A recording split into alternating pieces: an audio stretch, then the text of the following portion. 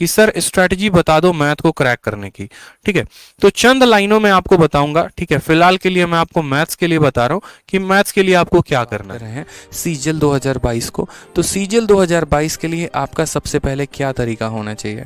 यहाँ पर अगर हम बात कर रहे हैं छोटी सी बात, तो यहाँ पर आपके लगभग अभी आपका कौन सा मंथ है, सितंबर अक्टूबर नवंबर में मान लो यहाँ 3 महीने मान के चल रहा हूँ कि आपके पास 3 महीने, हालांकि 3 महीने से कम समय है, और आपका यहाँ पर उसके बाद हो जाएगा प्री।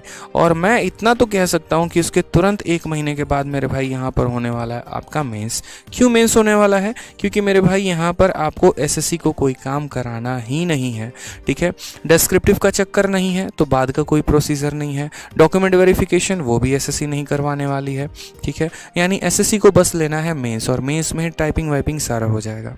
अब यहाँ पर एज ए एस्पिरेंट ज़रा सोचो, अभी मैं स्ट्रैटेजी नहीं बता रहा हूँ, स्ट्रैटेजी की मेरी बड़ी डिटेल वे में वीडियो आएगी, वो तो मैं बताऊँगा, सो अलग बताऊँगा।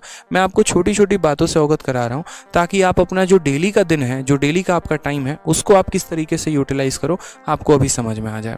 अब अगर ये प्री और मेंस का अगर आप चक्कर देखोगे ना, तो प्री और मेंस में मात्र आपको 1 महीने का गैप मिलेगा। इस 1 महीने के गैप में आपको क्या क्या पढ़ना होगा, तो आपको वापस से पूरा मैथ कंप्लीट करना होगा, और ये आपको मेंस लेवल का पढ़ना होगा। अगर हम बात करते हैं यहाँ पर मैथ्स को लेकर, तो इसका लेवल बहुत ऊपर लेवल का पढ़ना होगा। इंग्लिश में आपको सारे के सारे कॉम्प्रिहेंशन अच्छे तरीके से पढ़ने होंगे।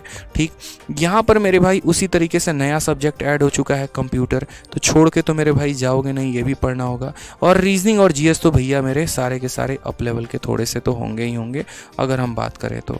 इसके अलावा आपको एक और बात, अगर आप इंस्पेक्टर बनना चाहते हो तो टाइपिंग तो आनी चाहिए, और टाइपिंग आनी चाहिए तो मेरे भाई टाइपिंग की भी प्रैक्टिस करोगे। और आपको भी एक बात अच्छे से पता है कि 1 महीने में टाइपिंग नहीं सीखी जा सकती है, और 1 महीने में अगर टाइपिंग तभी सीखी जा सकती है जब आप डेली कम से कम 3 घंटा 4 घंटा प्रैक्टिस कर रहे हैं। अब आप ये डिसाइड कर लीजिए, मुझे खुद बताइए यहाँ पर कि आप मेंस की तैयारी करेंगे, आप कंप्यूटर की पढ़ाई करेंगे, आप टाइपिंग की तैयारी करेंगे, आप मॉक टेस्ट देंगे। यानी यहाँ पर तो आप इतना पैक हो जाएंगे ना कि आपको समझ ही में नहीं आएगा कि आपको करना क्या है। यानी ये वाला स्लॉट तो मेरे भाई गया। अब जो बचा आपके पास, ये वाला स्लॉट बचा। अब इसी 3 महीने में आपको सारा गेम करना है। यानी जो मेरा भाई ये सोच रहा था ना कि हम तो अभी फिलहाल प्री को निकाल लेते हैं, प्री तो बस मेरे भाई क्वालिफाइंग है, तो भैया सबसे ज़्यादा लगेगी आपकी। इस बात को हम बता दे रहे हैं, बड़े भाई के नाते यहाँ बता दे रहे हैं। रीज़न क्योंकि यहाँ प्रैक्टिकली देखिए तो आपके पास कुछ भी समय नहीं मिलने वाला है। तो आप अभी से छोटी छोटी बातें मेरे भाई ध्यान रखना। सबसे पहली बात तो आज कसम खा लो अपना, ठीक है, कि आज से हम न्यूज़पेपर रीडिंग करना शुरू करेंगे। न्यूज़पेपर रीडिंग अगर मन नहीं है तो नॉवेल पढ़ना शुरू करेंगे। ठीक है, नॉवेल में आपको बता दे तो आप कोई भी अच्छी सी नॉवेल, जैसे चेतन भगत की हो गई, ठीक, बढ़िया बढ़िया है मेरे भाई, 3 मिस्टेक्स ऑफ माई लाइफ हो गया आपका, द गर्ल नेक्स्ट डोर हो गया, ऐसे करके कई सारे नॉवल हैं। तो यहाँ नॉवल पढ़ना अभी से शुरू कर दो, क्योंकि एसएससी ने साफ लफ्ज़ों में कहा है, क्या कहा है भैया, हम कॉम्प्रिहेंशन उठा के देने वाले हैं तुमको, तो इसीलिए नॉवल पढ़ना अभी से शुरू कर दो। दूसरी सबसे बड़ी बात है कि भूल जाओ कि ये प्री है और भूल जाओ कि मेंस है, कंप्लीट मैथ पे पूरा का पूरा फोकस करो। रीज़न बड़ा सिंपल सा है, वो 30 सवाल आएंगे और उस 30 सवाल में पूरा का पूरा 30 वही सही कर पाएगा जिसका पूरा मैथ पर पकड़ होगा। क्योंकि अब वो टाइम नहीं रहा सर, वो एक्सपेक्टेड क्वेश्चन बता दीजिए ना, करके चले जाते हैं, सिलेक्शन हो जाएगा। मेरे भाई गया ज़माना वो, मैं साफ तौर पर आपको बोल रहा हूँ, एक्सपेक्टेड का ज़माना गया। जिसको पूरा का पूरा इन डेप्थ पता है वो सारा गेम करके आएगा पेपर में, और जिसको डेप्थ नहीं पता है फिर वो वहाँ भौचक्का रह जाएगा। तो ये छोटी सी काम यहाँ पर आपको ये भी करनी है। ठीक, तीसरा हम आपको यहाँ पर ये बता दें तो अभी से नॉवल भी पढ़ना है, सारा का सारा आपको सेशन भी करना है। और तीसरा काम आपको यहाँ पर ये करना है कि आपको मेरे भाई ये प्रैक्टिस जो है ना वो सबसे खतरनाक रखनी है।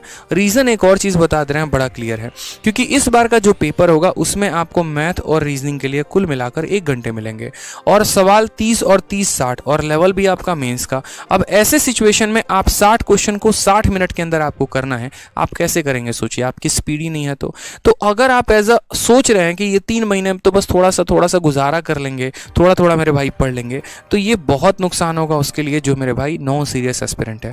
क्योंकि जो सीरियस है उसका तो बहुत मौज है। एक और चीज़ बता दे तो ये 2022 आपके लिए एक वरदान है। रीज़न जैसे पहले का एक और क्या होता था कंसेप्ट, कि जैसे मान लीजिए मैं सेलेक्टेड हूँ, मैं अपने ऊपर एग्जाम्पल ले लेता हूँ, छोड़िए ना किसी और को क्या लेना, मैं सेलेक्टेड हूँ, ठीक है। अब अगर मान लीजिए कि मुझे आज के टाइम पर सिलेक्शन लेना है दोबारा से, मेरे मन लायक मेरा डिपार्टमेंट नहीं मिला, मैं राइट नाउ मान लीजिए केरला में पोस्टेड हूँ, नॉर्थ में मतलब साउथ में हूँ, मेरा मन ही नहीं है यार वहाँ पे रहने का, मेरा मन दिल्ली में है, मैं क्या करूँ? तो मैं दोबारा से फॉर्म भरता हूँ वापस से 2022 का। मान लीजिए कि पैटर्न वहीं पुराना होता है। मेरे लिए प्री निकालना बहुत आसान काम है। क्यों? मैथ्स में मेरे 50 out of 50, English 50 out of 50, reasoning 50 out of 50। जो मेरी थोड़ी सी कठिनाई आएगी वो जीएस में। मान लीजिए जीएस में 20 भी नंबर आ गए तो भी तो मेरा प्री का स्कोर 170 हो गया ना। ठीक है, ऐसे ही कहानी होती है उन सभी लोगों की जो ऑलरेडी डिपार्टमेंट में होते हैं, सेलेक्टेड होते हैं, आराम से 150 से 170 के बीच में प्री में वो लेकर आ जाते हैं। ठीक, अब मेंस की मैं आपको बात बताऊं तो अपने तैयारी के समय में उन लोगों ने इतनी प्रैक्टिस कर ली होती है कि अगर आखिरी के वो 10-15 दिन भी पढ़ लेते हैं ना तो बड़े आराम से वो मेंस में 180 से 190 मैथ में स्कोर कर सकते हैं और इंग्लिश में 180 से 190 स्कोर कर सकते हैं। डिस्क्रिप्टिव में ज़्यादा पढ़ना नहीं, एक दिन पढ़ के चले जाओ, काम खत्म हो जाता है। 60 से 70 नंबर उसमें आ जाते हैं और बढ़िया एक पोस्ट लेकर वो मेरे भाई चले जाते हैं। अब यहाँ पर सोच लीजिए कि अगर इतना नंबर लाने के बाद और मेहनत कितनी, ना के बराबर। क्यों? क्योंकि उन्होंने अपने लाइफ में बहुत मेहनत कर रखा है। अब ये भी एक बहुत बड़ा लूप हो जाता है क्योंकि इस बार का अगर आप डेटा देखेंगे 2019 में, तो 2019 में 60% उन लोगों ने सिलेक्शन लिया है जो ऑलरेडी किसी ना किसी डिपार्टमेंट में वर्किंग हैं। 10,000 में 6,000 पोस्ट उनके खाते में गई है जो कोई ऑलरेडी एक्साइज इंस्पेक्टर है तो सही लेकिन बैंगलोर में बैठा और उसको दिल्ली चाहिए, ऑलरेडी कोई टैक्स असिस्टेंट है तो सही लेकिन मेरे भाई उसको इनकम टैक्स चाहिए। तो यहाँ पर 4,000 वैकेंसी ही सिर्फ इस बार नए लोगों को मिली थी। तो एक मेरे भाई अपॉर्चुनिटी ये भी हो जाएगी कि इनकी भी हालत अब खराब होने वाली है। क्यों? क्योंकि मेरे भाई इनको भी अब मेंस में सारे सब्जेक्ट आने हैं तो सारा कुछ इनको पढ़ना पड़ेगा। कंप्यूटर इनको पढ़ना पड़ेगा, इनको यहाँ पर पूरा का पूरा जीएस पढ़ना पड़ेगा, रीजनिंग पढ़ना पड़ेगा। तो आपके पास द बेस्ट अपॉर्चुनिटी है कि आप उनको कम्पीट कर पाओ। क्योंकि पहले जो है ना ये आपसे बहुत लीड में रहते थे लेकिन अब कहीं ना कहीं इनकी भी एक तरीके से मन में ये होगा अगर मानो मुझे ही देना है तो भाई मेरे को तो कंप्यूटर पढ़ना पड़ेगा ना, मेरे को स्टैटिस्टिक्स और प्रोबेबिलिटी पढ़ना पड़ेगा ना। ठीक है, ये बताओ पूरा जीएस वापस से अब पढ़ना पड़ेगा ना। क्यों? क्योंकि जीएस का 30 सवाल हो चुका है, हर सवाल 3 नंबर के वेटेज ज़्यादा हो चुकी है। तो इसी वजह से एक बढ़िया अपॉर्चुनिटी आपके सामने मिल जाता है जिसमें आप अपना गेम कर सकते हैं बढ़िया से। और वैकेंसी भी कितनी है? तो 20,000 से ऊपर की है। तो इस बात का, छोटी छोटी बातों का ध्यान रखेंगे मेरे दोस्त यहाँ पर कि इस बार जो है या तो करके दिखाना। मैं हमेशा एक बात बोलता हूँ यार, लाइफ में मैंने हमेशा सोचा है या तो मतलब ठीक है, या तो जान लगा दो और नहीं तो जाने दो, सीधी सी बात है। ठीक है, जान लगा दिया तो फिर जाने नहीं देंगे और जाने दिया तो जान लगाया ही नहीं आपने। ठीक, जैसे आपने बेइंतहा एकदम मोहब्बत उनको की ना, वादे दिए, कस्में दिए, एकदम लगे पड़े हैं जीवन में, पक्का तुम्हारी गलियों में बारात लेकर आएंगे, एक बार सिलेक्शन तो हो जाने दो, चाहे वो बाद में लेके जाओ नहीं जाओ। तो अगर चाहते हो कि वो कमिटमेंट पूरी हो तो इस बार से हो सकती है, ये भी मैं आपको बोल दे रहा हूँ। ठीक है, तो इसीलिए ध्यान रख लो, नहीं तो पता चले कि शादी उनकी, बारात किसी और का और आप बैठ के वहाँ पर खाना में लगे पड़े हैं कि चलो थोड़ा खाना ही सही नसीब हो जाए। और सोच रहे होते कि काश उस दिन आदित्य सर की बात सुन लिए होते, ध्यान दे दिए होते और उसी दिन से मेहनत कर दिए होते तो आज बारात भी यही होती, जगह भी यही होता, लेकिन दूल्हा हम होते हैं।